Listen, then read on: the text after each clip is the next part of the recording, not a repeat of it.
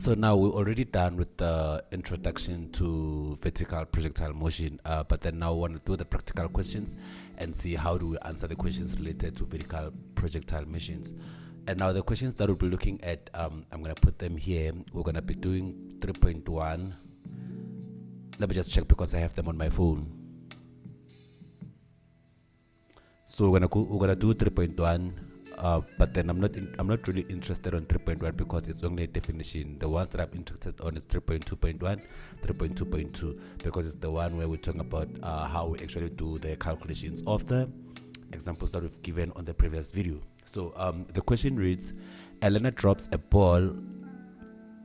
No, it reads, Elena drops a ball A from a height of 8 meters. After 0.6 seconds, another learner throws a second ball B downwards from the same height. Both balls A and B hit the ground at the same time. Ignore the effects of friction. Right? Air resistance also. So you can ignore air resistance in this case because, like I said, for grade 12 learners and anything below that, we don't really consider the resistance. I mean the air resistance here. So the 3.1, they just wanted to define what do they mean by free fall. This one is not a big deal. You can read it from a textbook or rather Google it. It doesn't matter. But then you just have to mention something along the lines of when you throw the object upwards, there's only one force that is acting on that object, which is the force of gravity, motivated by G, which is equals to 9.8 meters per second squared. That is gravity.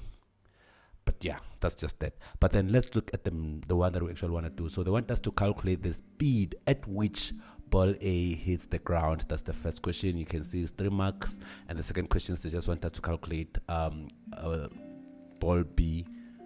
They want us to calculate the speed at which ball B was thrown downwards. So now, without wasting any time, let's put it in paper and see what we actually talking about. Now, before I put anything on paper, we already know that from the motions, or rather straight line motions, we had these equations here.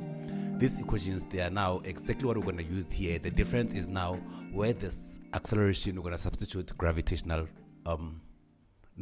where there's acceleration, we just substitute the acceleration by G, which is already given. We know that gravity is 9.8 meters per second squared. So these are the equations here. But I've already prepared something. So instead of like looking at them like this, picture this. Now let me put this one here.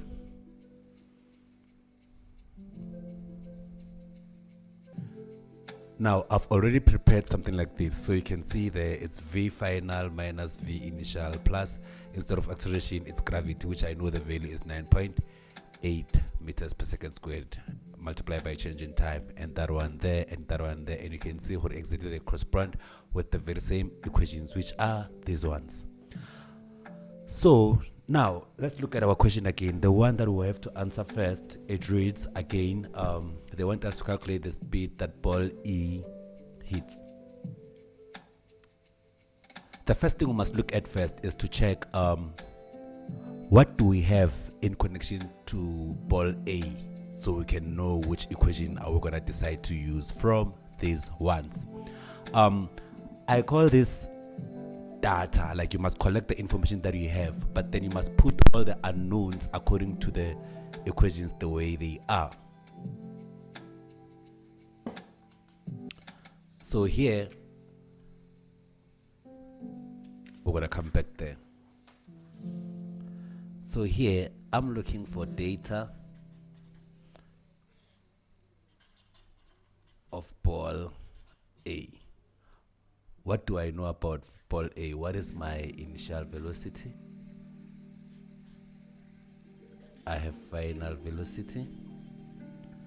I have acceleration, which is G. I know the value is 9.8 meters per second squared.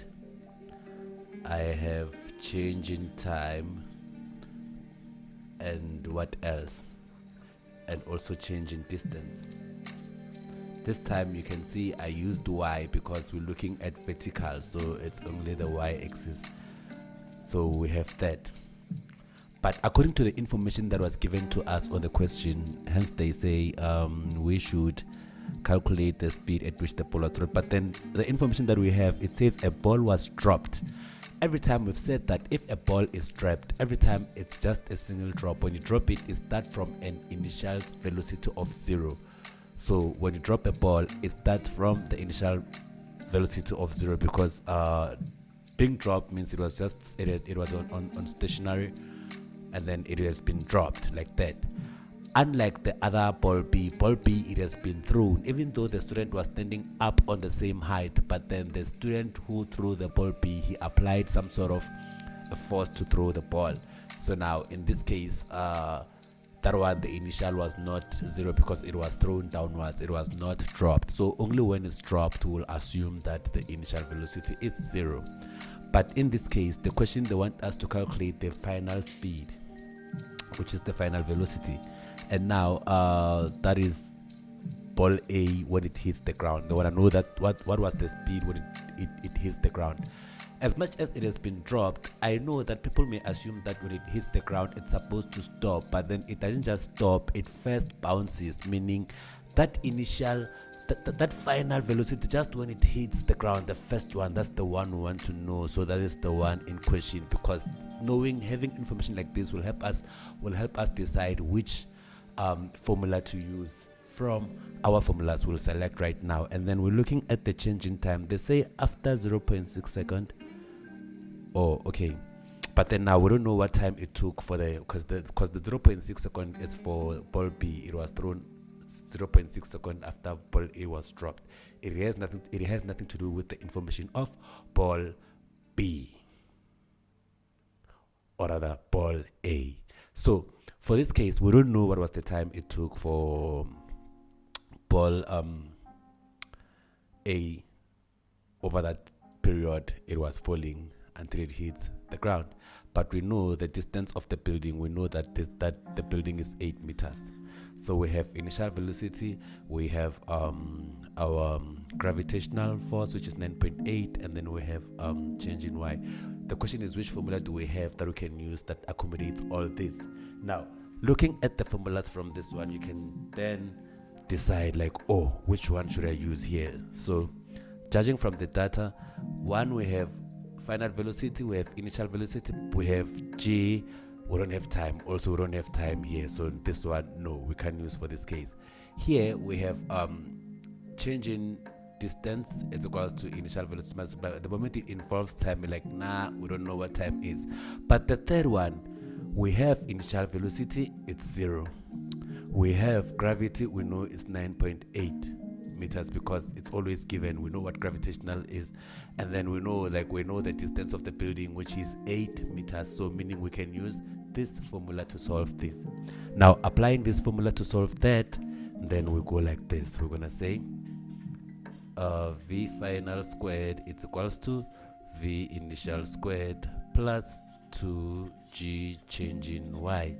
Therefore this is gonna give us 0 squared vf squared is equals to 0 squared plus 2 9.8 multiplied by 8 meters, which is the height of the building.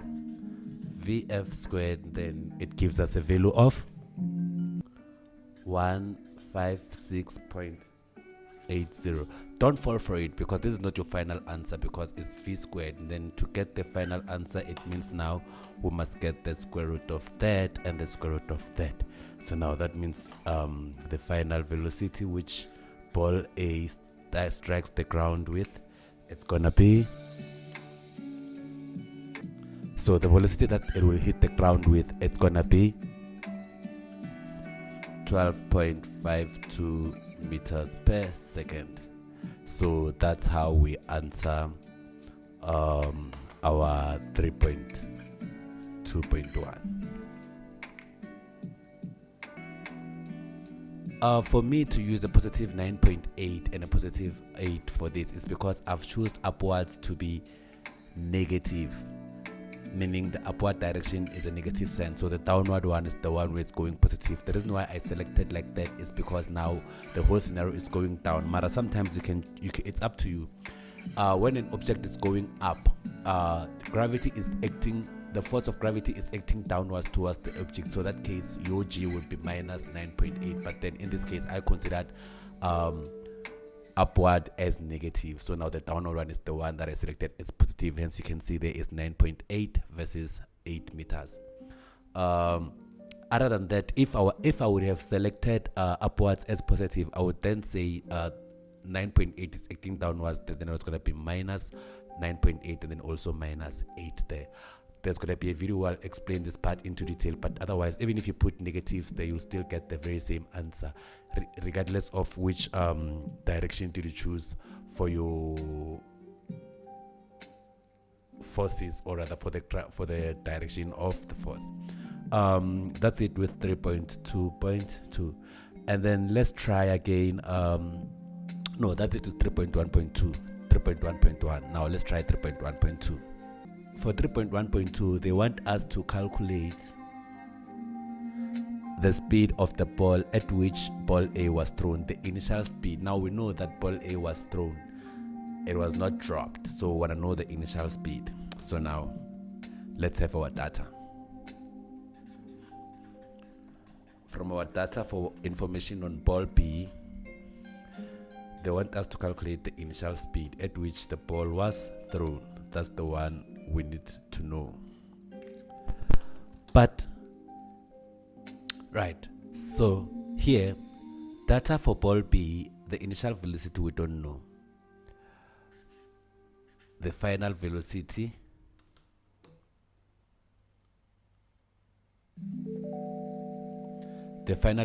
at which it is the ground also, we also don't know. We know the building, the height of the building is 8 meters already. We know change in T, we don't know, but we can get it. We can get change in T somehow, because now from the previous answer, we can know what was the time it took ball A to hit the ground, since ball A and ball B hit the ground at the same time. So we can get this. I'll show you how. But then what else do we have here? G, which is gravity, we know it's 9.8. Now I want to know what time did ball A hit the ground.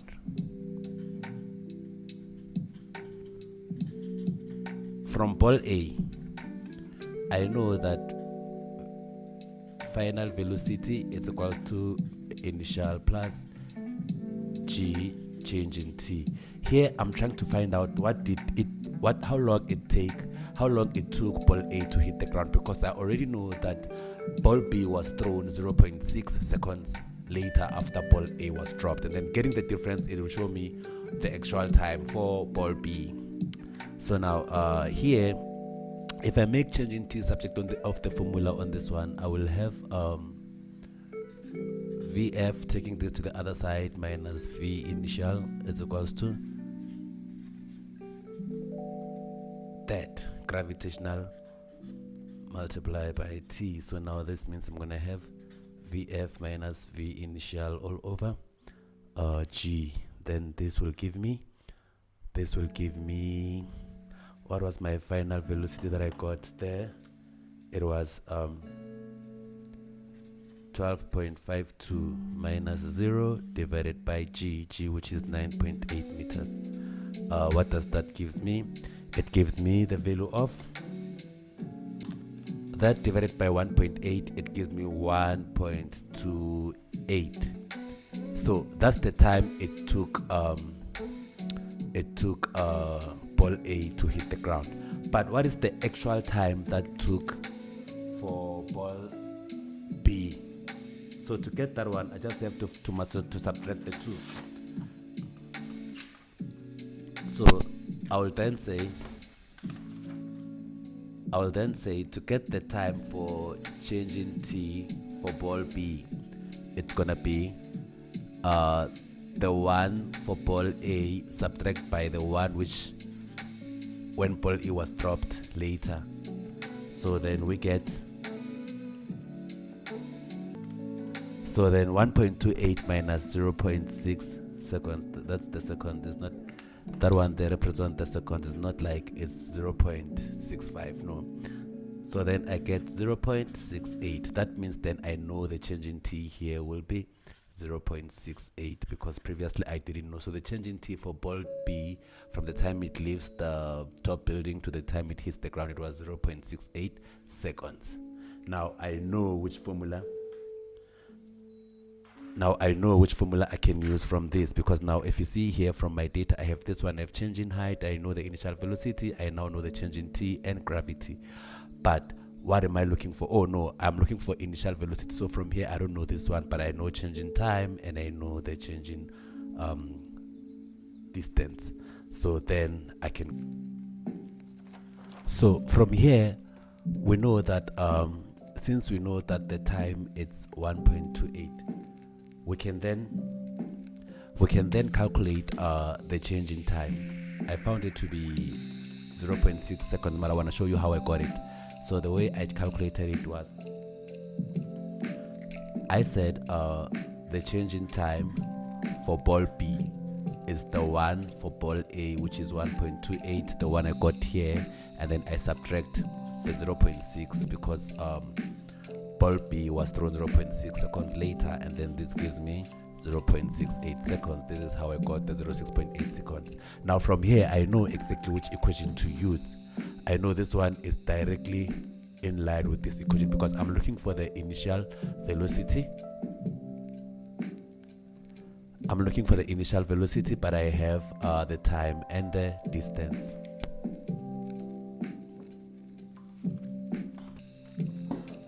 So now having this, I'm just gonna go ahead and use the formula. So here we have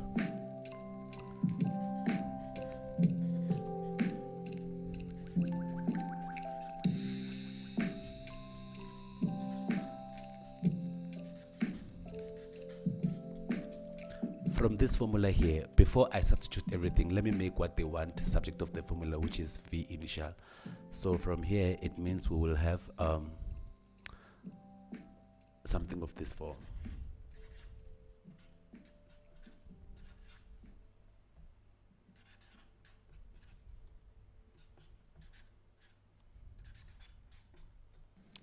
Therefore V initial will then be change in Y minus 1 over 2 G change in T squared all over change in T. And then from here I can substitute. To get my values. And then the values that I get when I substitute is the change in Y. I found it to be 8 minus 1 over 2. Gravity is 9.8 meters per second squared, and change in T is 0.68 divided by 0.68. Now as a physicist, I believe you know how to punch this in a calculator, and the answer that we're going to get will be